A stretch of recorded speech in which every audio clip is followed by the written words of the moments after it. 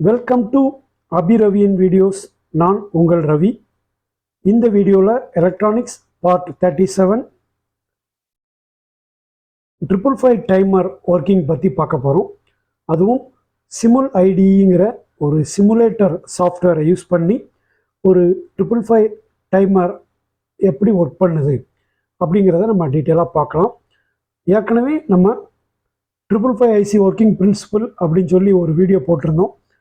அந்த வீடியோவில் 555 ஐசியோடைய பின் அவுட்ஸை பற்றிலாம் டீட்டெயிலாக நம்ம சொல்லியிருந்தோம், ஒர்க்கிங் மெத்தடை பற்றி.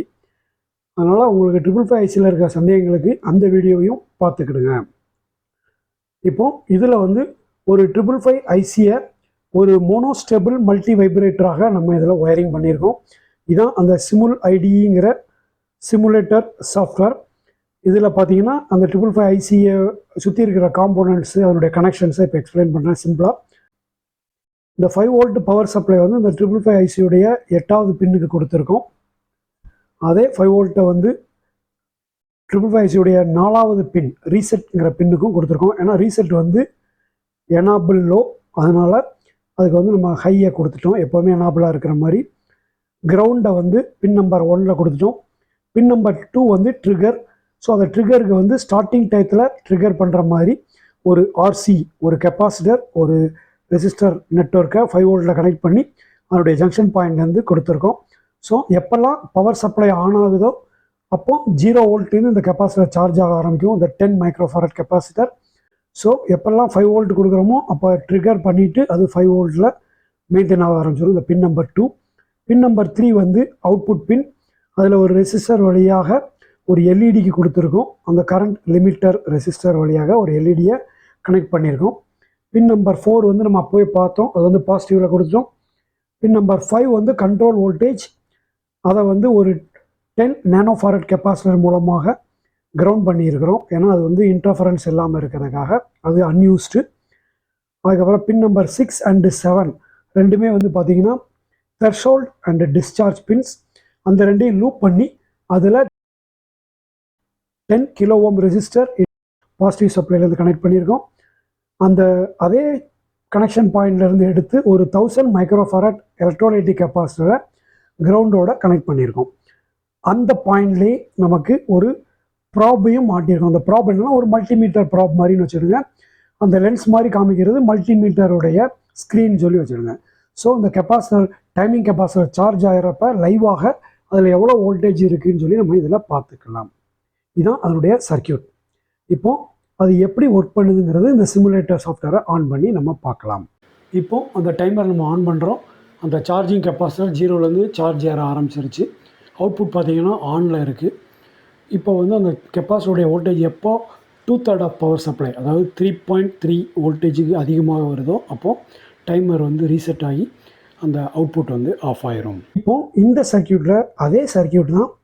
அதில் நம்ம ஒரு எல்இடிக்கு பதிலாக ஒரு ரிலேயை கனெக்ட் பண்ணியிருக்கோம். எப்படி கனெக்ட் பண்ணியிருக்கோம்னா, ஒரு என்பிஎன் டிரான்சிஸ்டர், பிஜேடி டிரான்சிஸ்டர், அந்த டிரான்சிஸ்டருடைய கலெக்டரில் ஒரு ரிலேயை சீரீஸாக கனெக்ட் பண்ணியிருக்கோம். அந்த ரிலேக்கு பேரலாக ஒரு ஸ்னப்பராக ஒரு டயோடை ரிவர்ஸாக கனெக்ட் பண்ணியிருக்கோம். அந்த ரிலேயோட NO பாயிண்ட்லேருந்து ஒரு டிசி மோட்டரை கனெக்ட் பண்ணி அதை கிரவுண்டோட கனெக்ட் பண்ணியிருக்கோம்.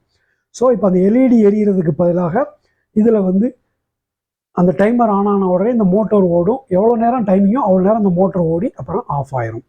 இதுதான் இதனுடைய ஒர்க்கிங் மெத்தட். இப்போ இதுவும் சிமுலேஷனில் எப்படி ஒர்க் பண்ணுது அப்படின்னு சொல்லி நம்ம நல்லா இதில் பார்க்கலாம். இப்போது இந்த வீடியோவில் பாருங்கள், அதே மாதிரி டைமரில் ரிலே ஒன்று கனெக்ட் பண்ணியிருக்கோம். ஸோ அந்த ரிலே பவர் ஆன் பண்ண உடனே ரிலே ஆன் ஆகிருச்சு. 10 செகண்ட் வரைக்கும் அந்த ரிலே வழியாக மோட்டர் ஓடுது. அப்புறமா பவர் டைமர் ரீசெட் ஆன உடனே பவர் ஆஃப் ஆகுது, ரிலே ஆஃப் ஆகிடுச்சு. இது மாதிரி வச்சு நம்ம என்ன பொருள்னாலும், மோட்டோர் அல்லது லைட்ஸ் அல்லது எதை வேணாலும் நம்ம டைமிங் சர்க்கியூட்டில் கண்ட்ரோல் பண்ணுறதுக்கு இந்த சர்க்கியூட்டை பயன்படுத்தி கொள்ளலாம். அடுத்தது அந்த டைமிங் கால்குலேஷன் என்னங்கிறத பார்த்துக்கிடுவோம். ஏற்கனவே நம்ம அந்த 555 ஐசி ஒர்க்கிங் பிரின்சிபல்ங்கிற வீடியோவில் தெளிவாக சொல்லியிருக்கோம். இதுலேயும் இன்னொரு சொல்லிடுறேன். அதாவது அந்த ஆர்சி நெட்வொர்க்கு அந்த சப்ளையில் கனெக்ட் பண்ணுறப்ப அந்த பவர் சப்ளையுடைய 63.2% எப்போ அந்த கெப்பாசிட்டர் சார்ஜ் ரீச் ஆகுதோ அது வரைக்கும் அதனுடைய டைமிங் கான்ஸ்டண்ட்டாக இருக்கும். அந்த கான்ஸ்டன்ட் டைமிங் கான்ஸ்டன்ட் சார்ஜிங்காக இருக்கும். ஸோ அந்த டைமிங்கை தான் நம்ம டைமர் சர்க்கியூட்ஸுக்கு பயன்படுத்துகிறாங்க. இதில் டைமிங் ஃபார்முலா என்னென்னு பார்த்தீங்கன்னா T = R in ohms into C in farad. செகண்ட்ஸில் இதனுடைய ரிசல்ட் கிடைக்கும், டைமிங் இன் செகண்ட்ஸ். ஸோ இப்போ நம்ம வந்து 10K into 1000 மைக்ரோஃபாரட் அப்படின்னா 10 செகண்ட்ஸ் டைமராக இதில் டைமர் ஒர்க் பண்ணும். இது வரைக்கும் இந்த வீடியோவில் ஒரு 555 ஐசியுடைய டைமர் ஒர்க்கிங்கை ஒரு சிமுலேட்டரை பயன்படுத்தி எப்படிங்கிறத நம்ம தெளிவாக பார்த்தோம். இந்த வீடியோ உங்களுக்கு பிடிச்சிருந்தா மறக்காமல் லைக் பண்ணுங்கள், கமெண்ட் பண்ணுங்கள், ஷேர் பண்ணுங்கள். இது வரைக்கும் எங்கள் வீடியோவை சப்ஸ்கிரைப் பண்ணிக்கலன்னா மறக்காமல் சப்ஸ்கிரைப் பண்ணிவிடுங்க. தேங்க்யூ ஃபார் வாட்சிங் அபி ரவியின் வீடியோஸ். Thank you very much.